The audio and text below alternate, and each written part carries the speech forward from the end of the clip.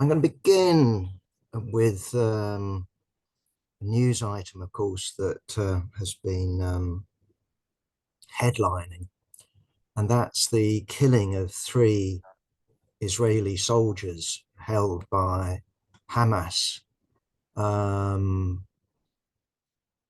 don't know any background to it apart really from that they were captured.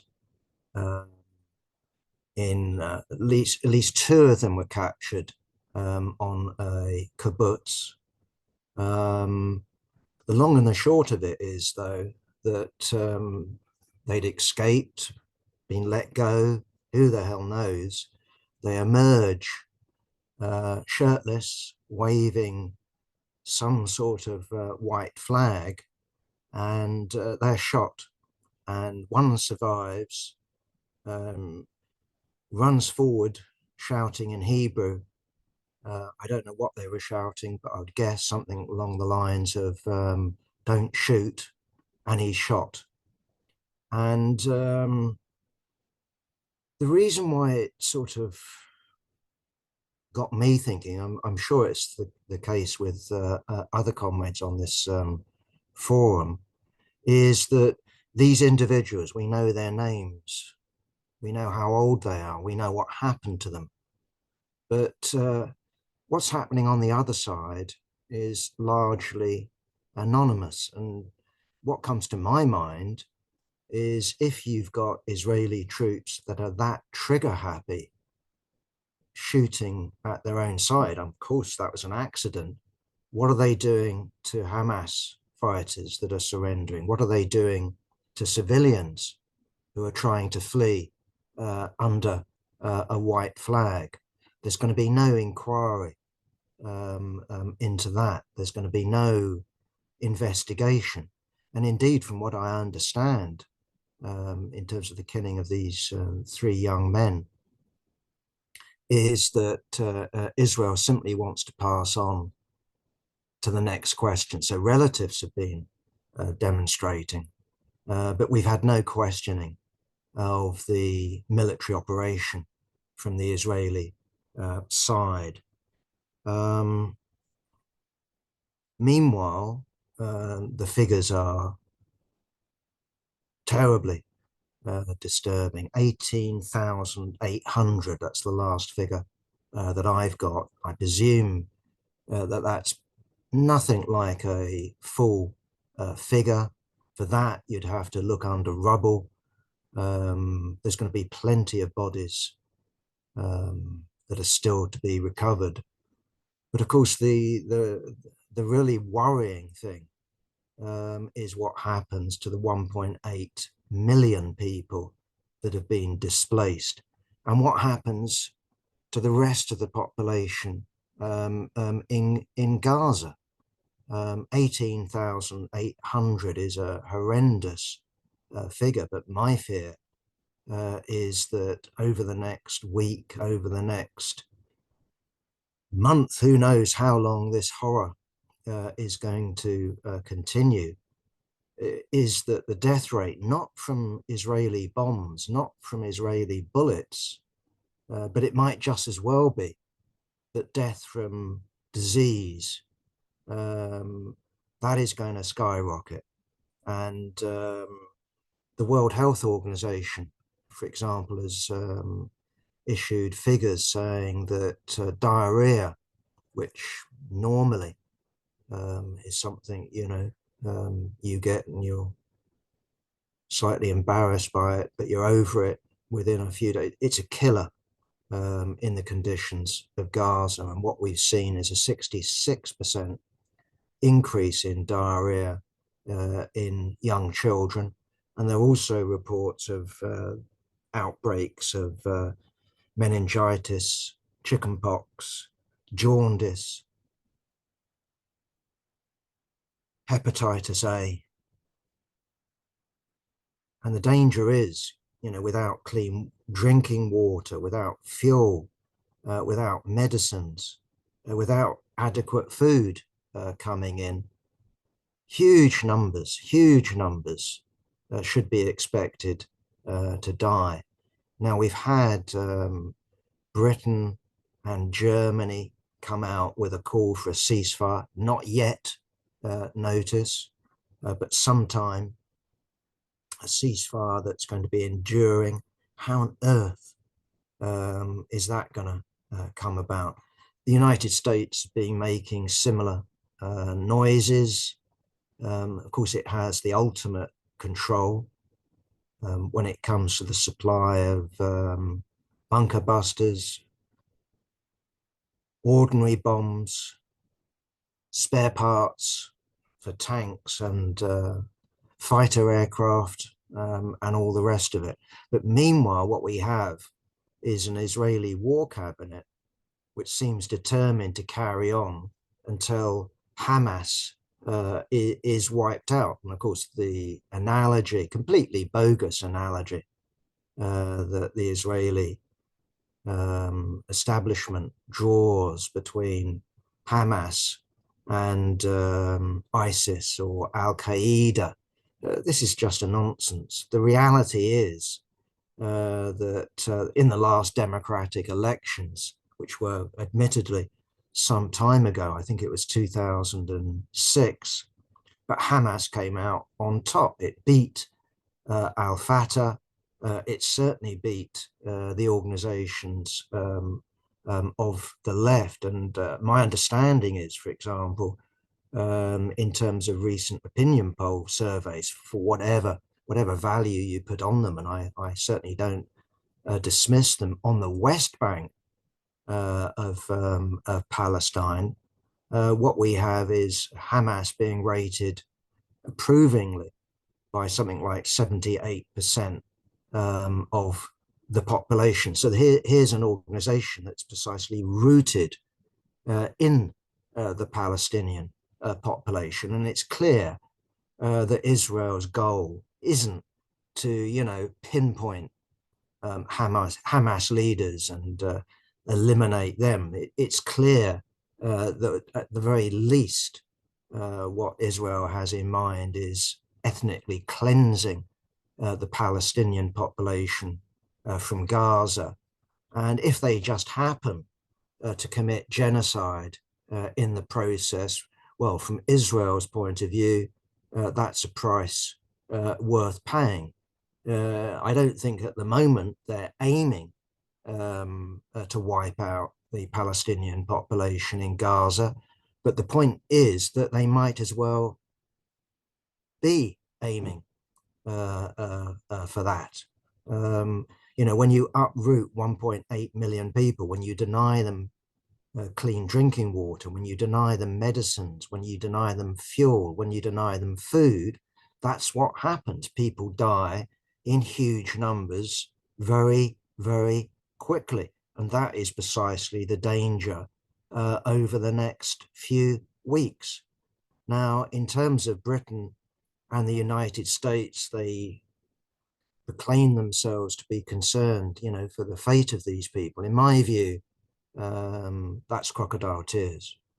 In my view, for what it's worth, what they actually fear is not the deaths of tens and tens and tens of thousands of Palestinian people. What they fear is the reaction to those deaths on the West Bank, but also over the other side of Jordan, the River Jordan, in Jordan itself. What they fear is the reaction in Cairo, Alexandria. What they fear is the reaction in Saudi Arabia. They fear for the stability of the MBS regime. They fear for the stability of the Sisi regime. They fear for the stability of Abdullah II.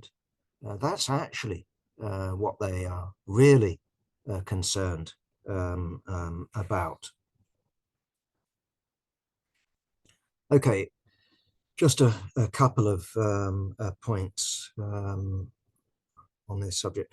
I think it's profoundly wrong, anyone on the left, to draw an equal sign between Hamas and Israel. It's certainly true that if we look at the ideology of Hamas, it's an Islamic reactionary ideology. If we look at Israel, it's dominated no longer by labor Zionism, as if that wasn't bad enough. It's now dominated by revisionist Zionism and far, far right Zionism that, you know, has got utter contempt for even paying lip service to a two-state solution. But the reality is what we're dealing with in terms of Hamas, as I've already indicated, is an organization that's rooted in the mass of the Palestinian people who are an oppressed people.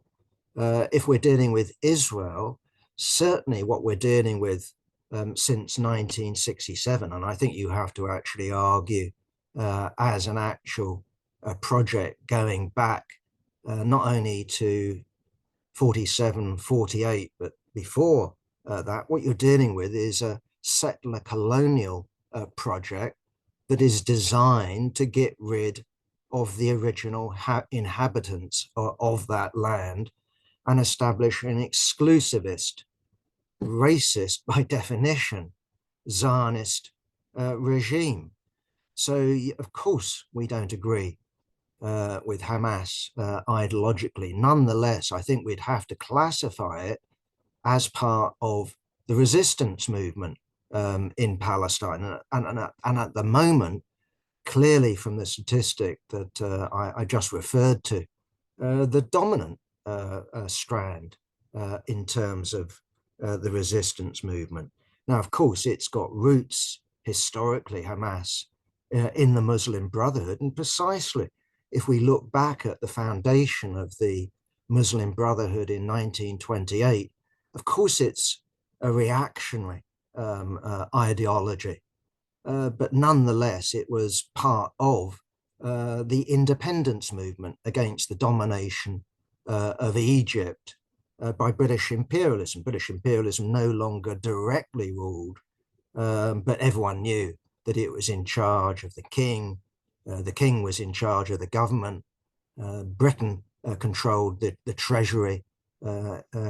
Egypt was completely at the mercy of British imperialism. We all know that Britain controlled the Suez Canal, had garrisons there, and had under treaty the right to move anywhere in Egypt in the event of war. So, yeah, Hamas isn't simply just a reactionary organization. It's a reactionary organization that is part of the Palestinian resistance movement to Israeli colonialism.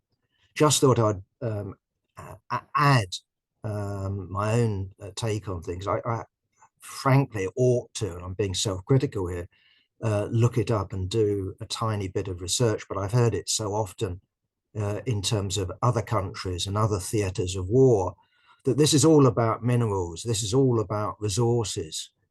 In the case of Gaza, I'm sure there's gas somewhere out there off the coast under the Mediterranean Sea. Whether it's commercially viable, I don't know. But my own take is that this isn't about gas. This is not about oil. We heard all of that, didn't we, when it came to Iraq? I wasn't convinced at the time. I'm not convinced now. We even heard it when it came to Afghanistan, that there's bauxite or I don't know what, tin or whatever the hell there is. And I'm sure there is. But that wasn't what Afghanistan was about. That wasn't what Iraq was about. If you take it strategically, the West, but in specific terms, the United States, yes, it backs Israel because it wants to be in a position to dominate the Middle East, which is one of the world's key sources of oil and gas. That's true. But to explain Israel on, in terms of its action vis-a-vis Gaza, I think, how should I put it, it completely misses the mark that what we have here is a revenge operation, but also a revenge operation that's part of a bigger picture of establishing Israeli control, Zionist control over the whole of Palestine. And what's surprising, I think, to most of us, not after October the 7th, it has to be admitted, but the surprise is that it's Gaza rather than the West Bank. And it's clear that Israel had its eyes on ethnically cleansing the West Bank, given the slightest opportunity. On the other hand, Gaza, with its 2.4 million people packed in, that wasn't a natural target. But clearly, Israel is driving the population to the south, and the only escape route that they're going to be allowed is into Egypt.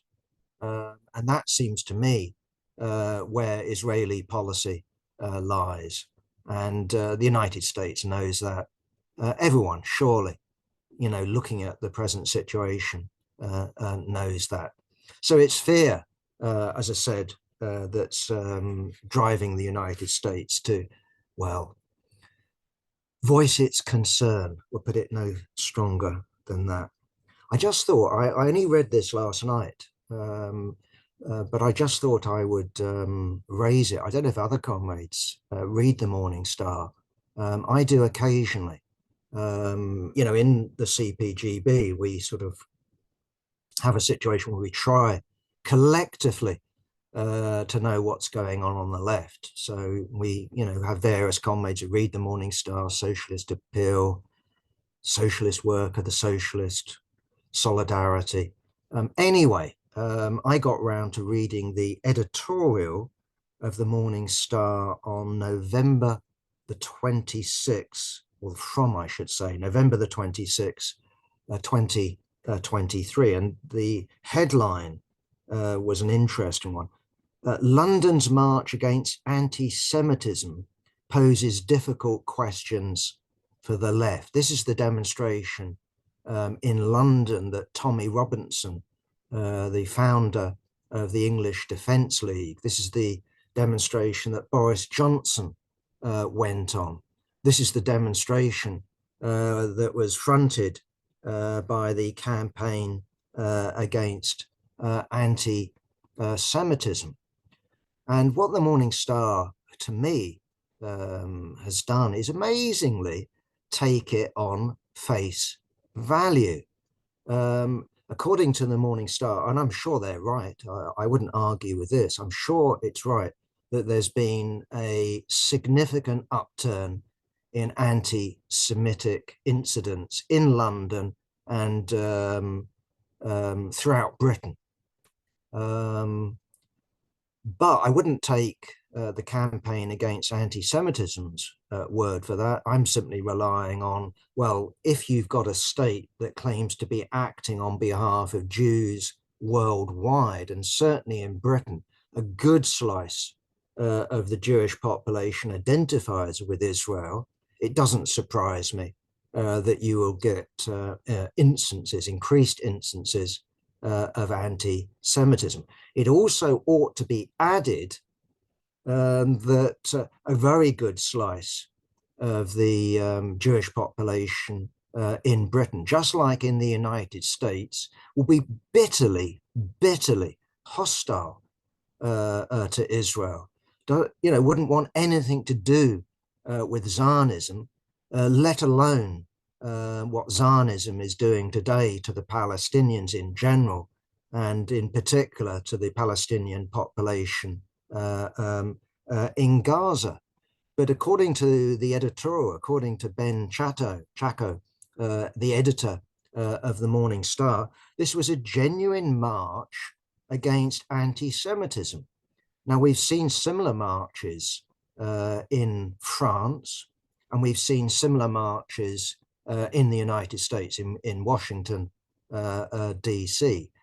I didn't go down, to have a look at this demonstration, but my own initial reaction to it, looking at the people who were taking part in it, looking at the sponsors of the demonstration, was, well, this isn't really a response to any rise in anti-Semitism. This, to all intents and purposes, is a solidarity demonstration with Israel. This is a Zionist demonstration. And indeed, what you had at the front of the demonstration was a big banner with a Union Jack and two Israeli flags. Israeli flags, the state of Israel, the state that is carrying out this horror in Gaza, this colonial state. Now, my only real experience, and I just think it is worthwhile mentioning in this context, of a demonstration by Zionists, again, it wasn't billed in that way, was the Enough is Enough demonstration against Jeremy Corbyn in Parliament Square. The demonstration that was addressed by Norman Tebbit and a whole host of Zionist Labourites, along with the DUP and other such, how should I put it, enlightened souls. I found it very interesting because my normal company doesn't include Zionists. I mix with plenty of Jewish people, but most of the people I mix with, not surprisingly, I suppose, tend to be militantly anti-Zionist. Anyway, I was on this counter demonstration called by, amongst others, Jewish Voice for Labour.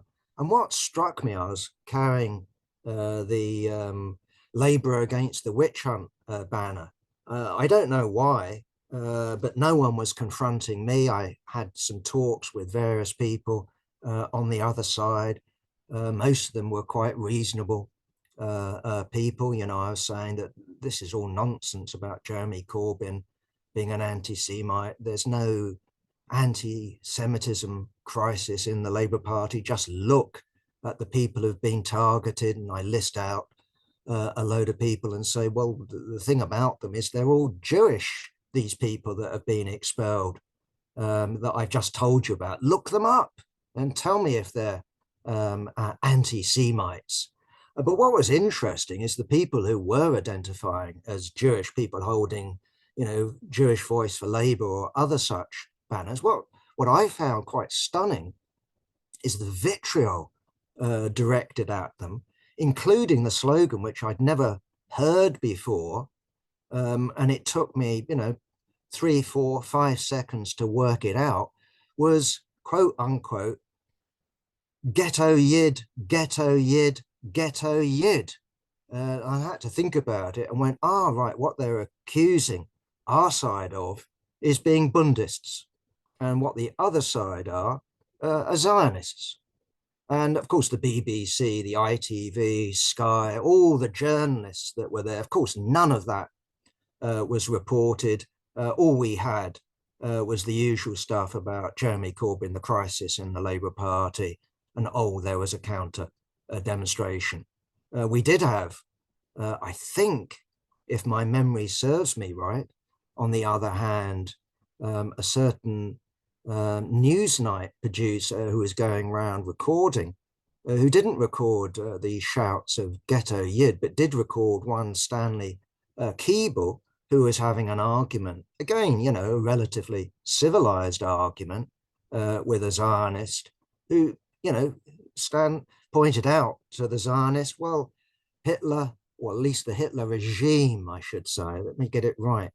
The Hitler regime, the Nazi regime in Germany, was tolerant of Zionism. And indeed, the Zionists in Palestine and the Nazis in Germany even did a trade deal. And it was in return for rich Zionists going over to Palestine. You had the toleration of the Zionist organizations and the Zionist press in the early period of the Nazi regime. That was recorded. That got Stan sacked from his job in a Labour councillor in a Labour council at the urging of the local Tory MP. But in terms of the character, the political character of the other side, of course, none of that is going to be reported. And it doesn't surprise me that Tommy Robinson wanted to join this demonstration. It doesn't surprise me that Boris Johnson wanted to join this demonstration. He's so well known, isn't he, as being an anti-racist? Well, no, he's not, and nor's Tommy Robinson. So maybe I missed a trick and maybe I should have gone down there. I don't know of any actual left-wing report other than, you know, the pictures. There's a big demonstration. I know on the BBC website, the numbers went up as the reporting, you know, went on. And first of all, the first report I read was 66,000, then it went up to 100,000. And I was even told that one figure that was being, you know, bandied about was 200,000. But the point I wanted to get back to is Ben Chacko of the Morning Star taking this demonstration at face value, that this was a demonstration protesting against anti-Semitism. In my view, it was doing no such thing.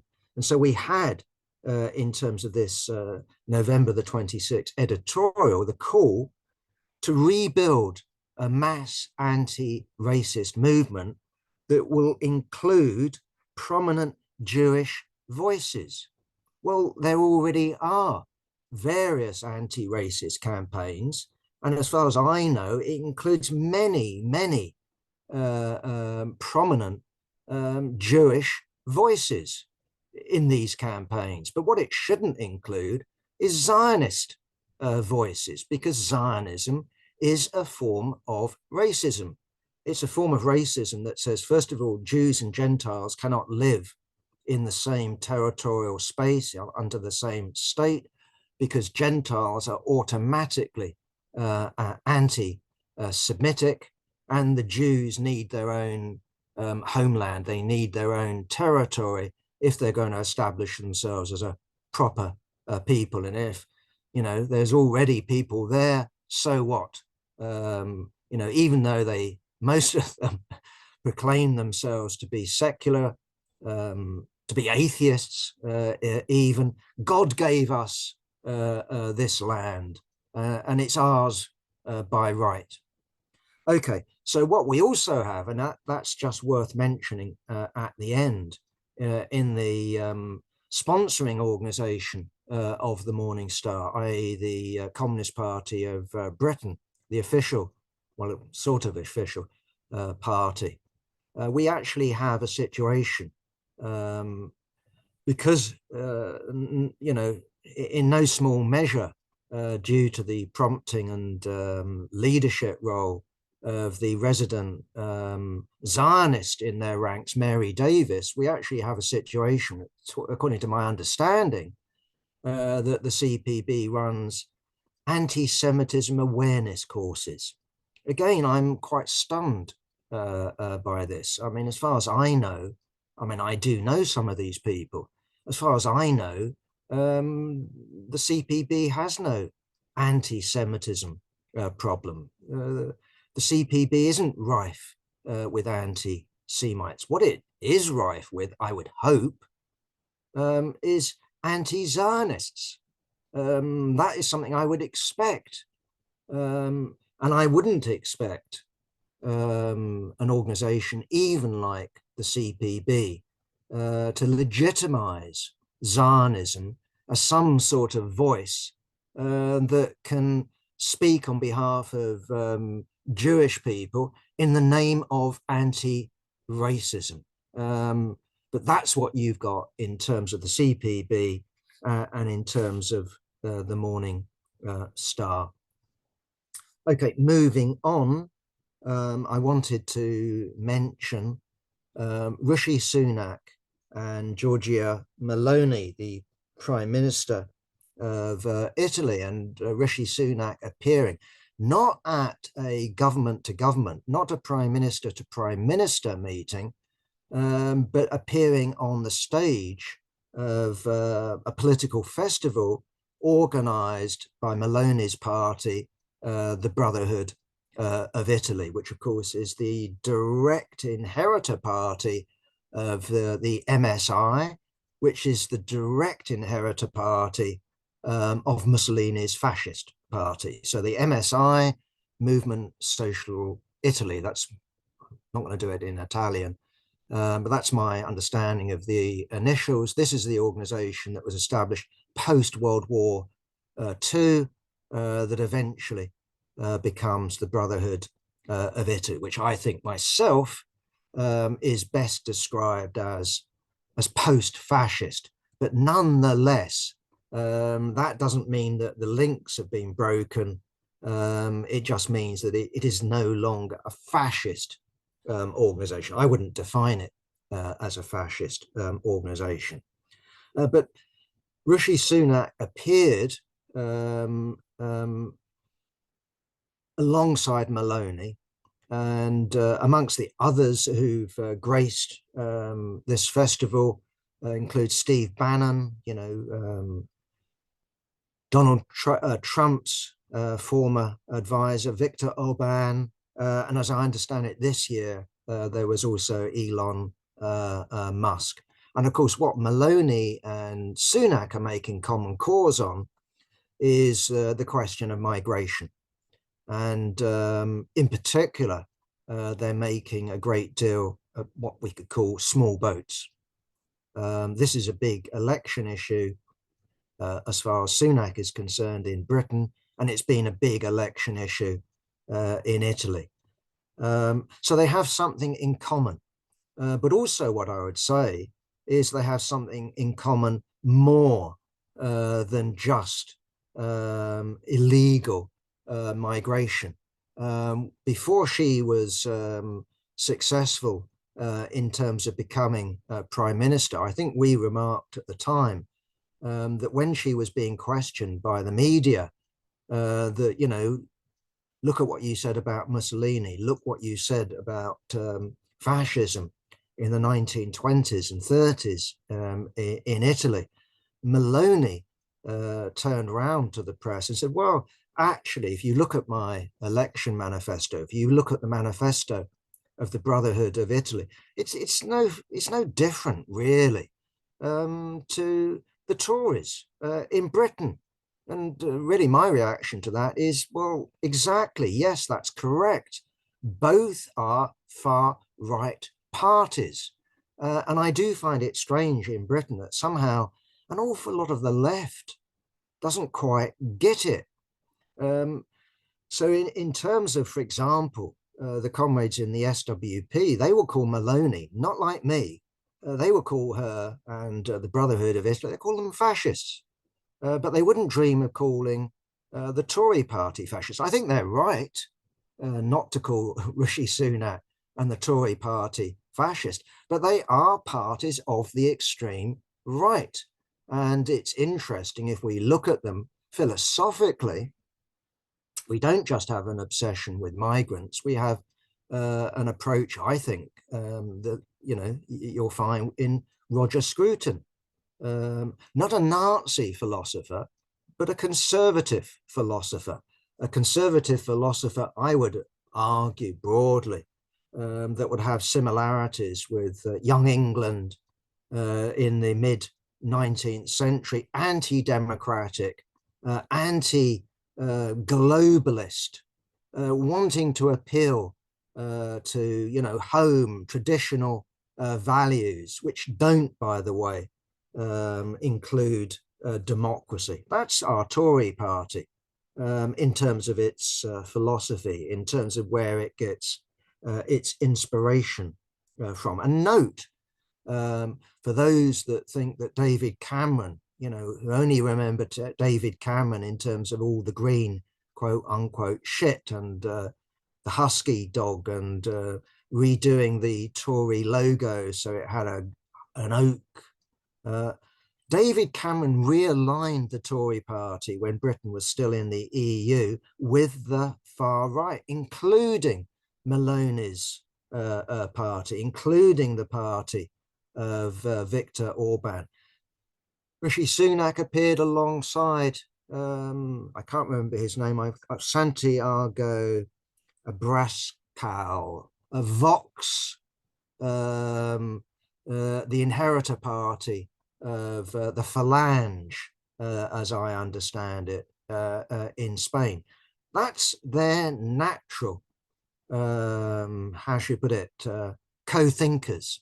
That's their natural habitat. So yeah, David Cameron shifted the Conservative Party over from an alignment with what you could call the centre right, the Christian Democrat right, call it whatever you will. He shifted the Tory party over to the far right of the European Parliament. Okay. Okay, let's move on. Just two more items. 38 going well. Okay, I just thought I would mention it. It's not of any huge significance, but nonetheless, I think it's of nonetheless of interest. And this is the election in the PCS, in the public sector union, low-level civil servants and the like. I think it's got about 600,000 members, and since 2000, this organization, this trade union, has been led by Mark Sawatka, who's a former member of the Alliance for Workers' Liberty. And this union historically was dominated, at least in terms of my history, was dominated by the hard Cold War right. Can't remember her name, but the General Secretary, the last General Secretary I remember was Kate someone or other. But there were bitter court battles. There were bitter battles in this union. But the point I'm making is that this union was dominated by the right and is now clearly, unmistakably, thank you, Ben Cousins, is now unmistakably dominated by the left. So the results, low turnout, I emphasize. So the turnout was just over 10%. The turnout was 11.5%. So the winning candidate from the left unity faction was Fran Heathcote. She got 10,340 votes. Just behind her was Marion Lloyd of the Broad Left Network. She's a member of the Socialist Party in England and Wales, and she got 9,557 votes. When it came to the Deputy General Secretary election, John Meloni was returned. He is a member of the Alliance for Workers' Liberty. He got 11,705 votes, compared with Paul O'Connor, who's a sitting official, not an elected member of the executive or anything like that. He got 8,152 votes. And just to comment on this, what was significant about the domination of the left isn't just the fact that these factions used to be united in a single faction that used to be united behind Mark Sawatka, that under Mark Sawatka's leadership, under Mark Sawatka as General Secretary, there were moves by him, which I thoroughly approved of, to get the PCS to affiliate to the Labour Party in order to take part in the civil war in the Labour Party after Jeremy Corbyn was elected. And it was the comrades in the Socialist Party in England and Wales in particular who fought that and successfully fought that. And that was one of the issues that led to the split between, on the one side, Mark Sawatka, and on the other side, the Socialist Party in England and Wales. It's worth noting that the last election there was, I think Mark Sawatka has won five elections as General Secretary, but the last one, which saw him obviously returned, had a turnout of 18.6%. So it's clear that there's mass disillusionment in the ranks of the more conscious elements, politically conscious elements in the union, and it's also clear that the left is divided, but not divided to the point where the right comes back and recaptures the union. Lastly, I just thought I would stir the hornet's nest, as it's the end of the year, and just throw in a few thoughts about the Soviet Union. I'm not going to do a big long talk, but simply to intervene in how do we classify it? How do we weigh up what happened in the Soviet Union, not only from 1917, but what were the results, and how should we characterize its collapse? My own take at the time was that I saw it coming. I didn't want it to come. I thought there was a possibility, at least, of something I would characterize as a political revolution, obviously following in the footsteps of Trotsky and the left opposition and the Fourth International. I wasn't a co-thinker, but nonetheless, we in the Leninist, we made the call for the overthrow, not only of Gorbachev as an individual, but the regime. And we thought that the working class at least could do it. There was the possibility of it doing. But if it didn't, we were certainly not of the opinion of William Rees-Mogg, who was the editor, the father of, yes, you guessed it. We weren't of the opinion that, the overthrow of what we called, and I still would for want of another word, bureaucratic socialism, that would lead somehow to the flourishing of capitalism and therefore Russians enjoying, Canadian levels of agricultural productivity and Swedish levels of social security and German levels of living standards. My own take was that even though living standards in the Soviet Union were low compared with Canada, compared with Sweden, compared with Germany, they would crash. That was my fear. I don't need to make the point again. Look what happened. And I was also not of the view that if things weren't resolved positively, i.e. if the working class in Eastern Europe and the Soviet Union didn't act and assert their hegemony, which I thought was an outside possibility, I thought collapse was much more likely.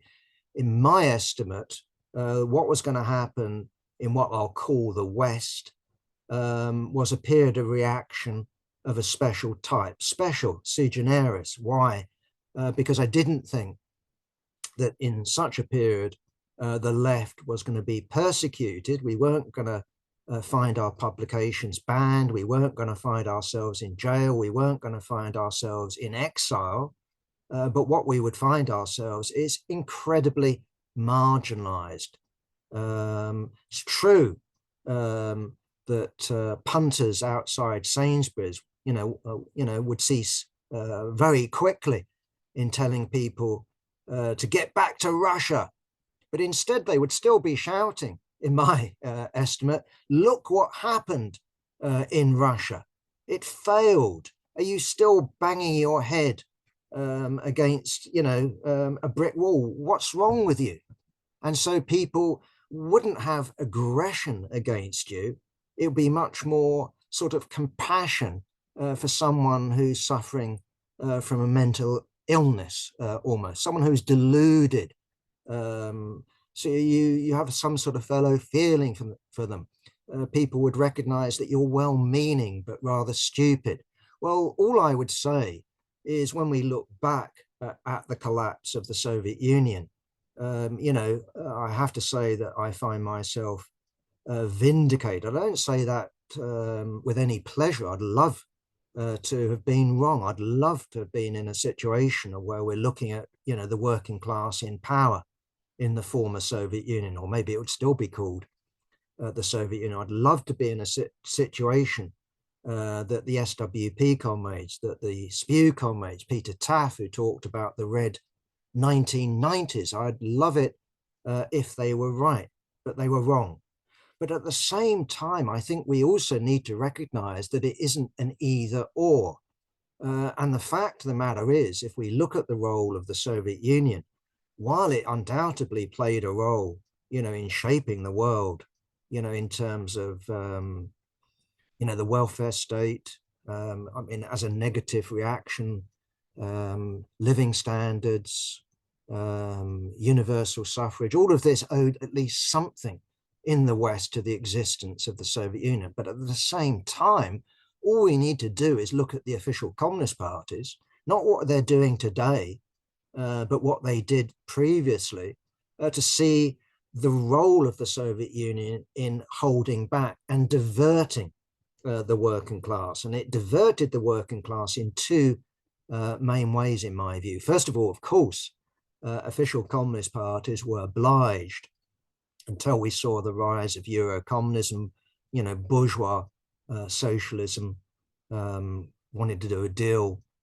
with the capitalist class. Until we saw the rise of Euro-communism, official communist parties were obliged to defend in one way or another the Soviet Union, Eastern Europe, China, as some sort of example, indeed even a model of socialism to aspire to. And of course, the majority of workers in advanced capitalist countries, America, Canada, Sweden, Germany, Britain, said, well, if that's what you aspire to, I really don't want anything to do with it, let alone the denial of democratic rights. But also we need to bear in mind the role of the Soviet Union in killing off revolutions, limiting revolutions, diverting official communist parties towards popular fronts that were designed for the purposes of Soviet diplomacy, that where you had mass communist parties often led to disastrous results. So I'm thinking of the Popular Front government in France, the Popular Front government in Spain, but also look at the so-called Third World. Look at the Communist Party in Egypt and how it was sold to Nasser. Look at the Communist Party in Iraq, Syria, Iran today in relationship to the Shah, and then finally, of course, Khomeini, and one can go on and on and on.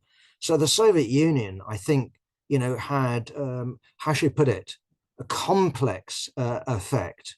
And I think it would be mistaken to simply say that the collapse of the Soviet Union was a disaster, because it had to collapse. And we also need to bear in mind that it was collapsed from within.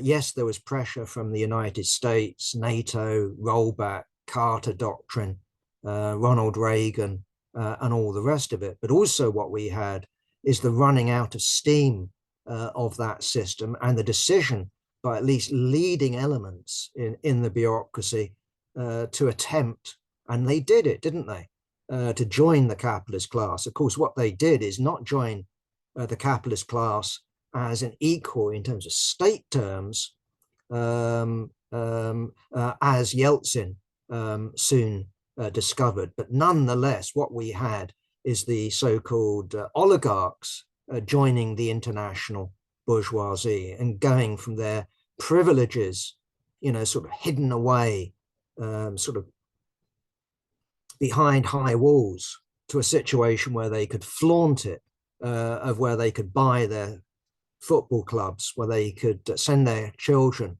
to English public schools, where they could buy their mansions in France and have their wealth inherited by their children. Anyway, I thought I would finish with that, really, with the idea of comrades arguing that one out, because as I've tried to indicate, I think the answer is complex. It's not a simple answer. Anyway, thank you, Stan.